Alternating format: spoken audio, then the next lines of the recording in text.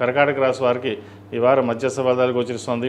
వృత్తిపరంగా వ్యాపారంగా అనుకూలంగా ఉన్నప్పటికీ ద్వితీయాధిపతి అయిన రవి జన్మరాశిలో ఉన్నారు, గురువుతో కలిసి ఉన్నారు.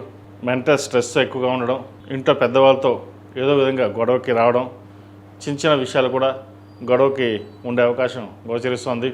మనం ఎంత బాగున్నా కూడా మనల్ని ఇబ్బంది పెట్టేవాళ్ళు ఉన్నారు, ఇలాగే ఉంటుందా జీవితం అన్న ఆలోచన ఉంటుంది.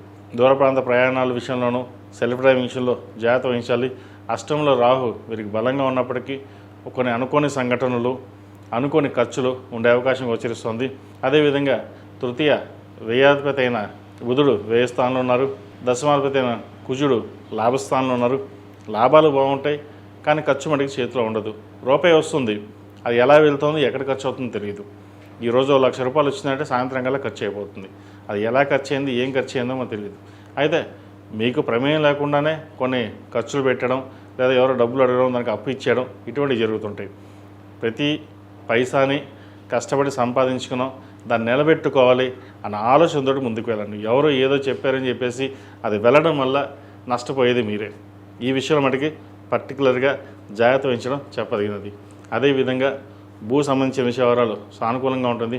రియల్ ఎస్టేట్ రంగంలో ఉన్న వారికి, సాఫ్ట్వేర్ రంగంలో ఉన్న వారికి మంచి అవకాశాలు కలిసి వస్తుంది. నూతన వ్యాపారం ప్రారంభించాలనే ఆలోచన ఉంటుంది, చక్కగా ప్రారంభించవచ్చు. అదేవిధంగా హోటల్ మేనేజ్మెంట్, ఫార్మా రంగంలో ఉన్న వారికి, చిరుస్థాయి వ్యాపారస్తులకు, ఫాస్ట్ ఫుడ్ సెంటర్స్కి, వీళ్ళందరికీ చక్కగా ఉందని చెప్పచ్చు. జీవిత భాగస్వామి యొక్క సలహాలు, సూచనలు తీసుకుని ముందుకు వెళ్ళినట్లయితే మరింత భవిష్యత్తు బాగుంటుంది. ఈ రాశిలో జన్మించిన విద్యార్థులకు చాలా వరకు అనుకూలంగా ఉంది.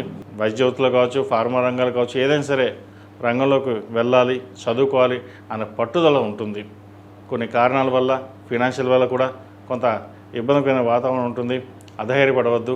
దైవానుగ్రహం వల్ల కష్టపడి చదవండి, మంచి ఫలితాలు సంప్రాప్తిస్తాయి. ఏదైనా సరే మనం ఎంత కష్టపడితే ఫలితం అంత ఉంటుంది. 10% కష్టపడితే 10%, 100% కష్టపడితే 100%. ఏది అధైర్యపడకుండా చక్కగా ముందుకు వెళ్ళండి, భవిష్యత్తు బాగుంది. ఈ రాష్ట్రంలో మించిన స్త్రీలకు వృత్తి ఉద్యోగాల పరంగా చాలా వరకు అనుకూలంగా ఉంది.